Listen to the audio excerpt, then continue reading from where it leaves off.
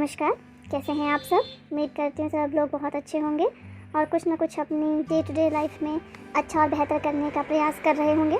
जैसे मैंने आपको कहा कि मैं कुछ दिन आपको रस्किन बॉन्ड की कहानियाँ सुनाऊंगी, तो उसी क्रम में आज दूसरी कहानी प्रस्तुत करने जा रही हूँ। आज की कहानी का शीर्षक है झुकी हुई कमर वाला भिखारी। ये एक कश्मीरी लोक कथा है। चलिए तो शुरू करते हैं। जावेद खान ने कहना शुरू किया, लगभग 30 साल पहले झुकी कमर वाला भिखारी, जिसका नाम गणपत है, बिल्कुल सीधा और खड़ा था। उस समय वह एक नौजवान था। उसकी शादी हुई ही थी। हालांकि उसके पास कई एकड़ जमीन थी। वह अमीर नहीं था और गरीब भी नहीं था।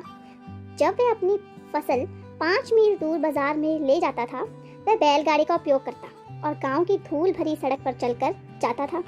उसका गांव हमारे नीचे फैली घाटी में स्थित था।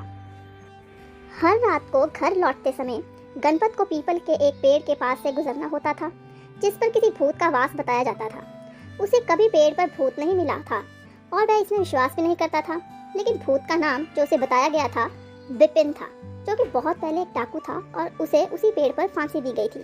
तब से ही विपिन का भूत उस पेड़ पर रहता था और अक्सर उन लोगों पर झपट पड़ता था जिसे वह पसंद नहीं करता था। कभी कभी उनकी पिटाई करता था तो कभी उनके गले पर कूदकर उनकी पाचन क्रिया गड़बड़ कर देता था। शायद गणपत के बार बार उस पेड़ के नीचे से आने जाने के कारण विपिन उससे नाराज हो गया था, क्योंकि एक रात को उसने गणपत पर हमला करने का फैसला कर लिया। उसने पेड़ से छलांग लगाई और रास्ता रोककर सड़क के बीचों बीच खड़ा हो गया। वह चिल्लाया, तुम अपनी बैलगाड़ी से नीचे उतरो, मैं तुम्हें मारने जा रहा हूँ। गणपत जाहिर है सख्ते में आ गया, लेकिन उसे इसका कोई कारण नजर नहीं आया कि उसे भूत की आज्ञा क्यों चाहिए। मेरा मरने का कोई इरादा नहीं है, उसने जवाब दिया। तुम खुद गाड़ी पर चढ़ आओ। बोला ना, किसी आदमी की तरह, विपिन चिल्लाया और उछलकर बैलगाड़ी पर गणपत के पास पहुंच गया।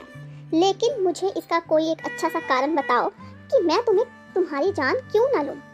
अगर तुमने मुझे मार दिया तो बाद में बहुत पछताओगे। मैं एक गरीब आदमी हूँ और मेरी एक पत्नी है जिसका मैं ही सहारा हूँ। तुम्हारे गरीब होने से इसका कोई संबंध नहीं है, विपिन ने कहा। ठीक है, तो मुझे अमीर बना दो अगर तुम बना सकते हो। तो तुम समझते हो कि मेरे पास तुम्हें अमीर बनाने की शक्ति नहीं है? मैं तुम्हें मुझे अमीर बनाने की चुनौती देता हूँ, गणपत ने कहा। तो चलते रहो, विपिन चिल्लाया। मैं तुम्हारे साथ तुम्हारे घर चल रहा हूँ। गणपत ने बैलगाड़ी गांव की तरफ बढ़ा दी। विपिन पीछे बैठा हुआ था। मैंने ऐसी व्यवस्था की है, विपिन ने कहा, अन्य कोई नहीं, केवल तुम मुझे देख सकोगे। और दूसरी बात, मुझे हर रात तुम्हारे पास सोना होगा और किसी को इसका पता नहीं लगना चाहिए। अगर तुमने मेरे बारे में किसी को बताया तो मैं निश्चित रूप से तुम्हें मार डालूंगा। चिंता मत करो, गणपत ने कहा, मैं किसी को भी नहीं बताऊंगा। अच्छा है, विपिन ने कहा, मैं तुम्हारे साथ रहने का इंतजार कर रहा हूँ। वहाँ पेड़ पर रहते हुए मैं अकेलापन महसूस कर रहा था। तो विपिन गणपत के साथ रहने आ गया और वे हर रात एक दूसरे के साथ सोने लगे और उनमें बहुत अच्छी पट रही थी। विपिन उतना ही अच्छा था जितने उसके शब्द थे और कल्पनीय व अकल्पनीय स्रोतों से पैसा बरसने लगा, जब तक गणपत इस स्थिति में नहीं पहुंच गया कि और जमीन तथा मवेशी खरीद सके। किसी को भी उसके विपिन के साथ सहयोग के बारे में पता नहीं था। हालांकि स्वाभाविक है, उसके मित्र और रिश्तेदार जरूर आश्चर्य करते थे कि इतना धन कहाँ से आ रहा है। इसी समय के दौरान गणपत की पत्नी रात को लगातार उसकी अनुपस्थिति से चिंतित थी। पहले तो उसने अपनी पत्नी को बताया था कि उसकी तबीयत ठीक नहीं थी, इसलिए वह बरामदे में सोएगा। फिर उसने कह दिया कि रात को कोई उसकी गायें चुराने की कोशिश कर रहा था, इसलिए उसे उसकी रखवाली करनी होगी। इसके बाद विपिन और वह गायों के बाड़े में सोए। गणपत की पत्नी रात को अक्सर उसकी जासूसी करती थी, लेकिन उसने उसे हमेशा गायों के बीच में सोते हुए ही पाया। उसके अजीब व्यवहार को समझ पाने में असमर्थ रहने पर उसने ये बात अपने माता पिता को बताई। वे गणपत के पास आए और उससे पूछताछ की। गणपत के खुद के रिश्तेदार भी उसकी आय में वृद्धि का स्रोत बताने पर जोर दे रहे थे। एक दिन चाचा चाचियों और दूर के चचेरे भाई सब ये जानने के लिए उसके घर आ धमके कि ये सब पैसा आ कहाँ से रहा था। क्या आप लोग चाहते हो कि मैं मर जाऊं? अपना धैर्य खोते हुए गणपत ने कहा, अगर मैं अपनी दौलत का कारण आपको बताता हूँ तो मैं सब कुछ खो दूंगा। लेकिन उन्होंने इसे एक चालाकी भरा बहाना मानते हुए उसका मजाक उड़ाया, क्योंकि उन्हें शक था कि वह सारे पैसे को अपने पास ही रखना चाहता था। अंत में वह सब लोगों की मांगों से इतना तंग आ चुका था कि उसने सारी सच्चाई उगल दी।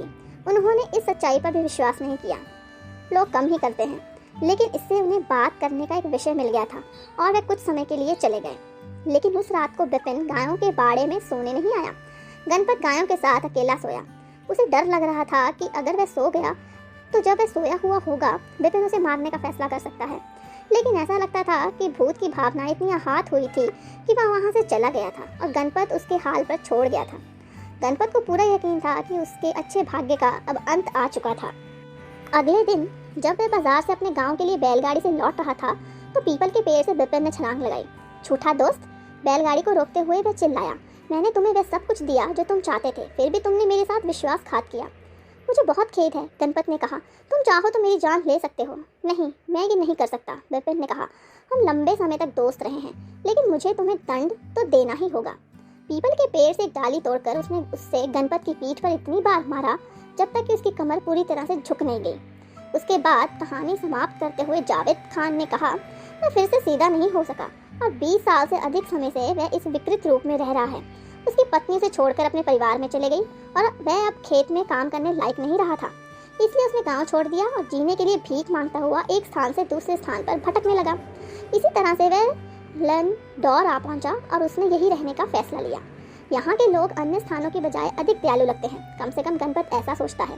और इतनी ऊंचाई पर यहाँ कोई पीपल का पेड़ नहीं है। लेकिन उस धन का क्या हुआ जो उसने विपिन से प्राप्त किया था? कमल ने पूछा। वह गायब हो गया, जावेद खान ने कहा। जैसे इस प्रकार की सभी चीज़ों को होना चाहिए।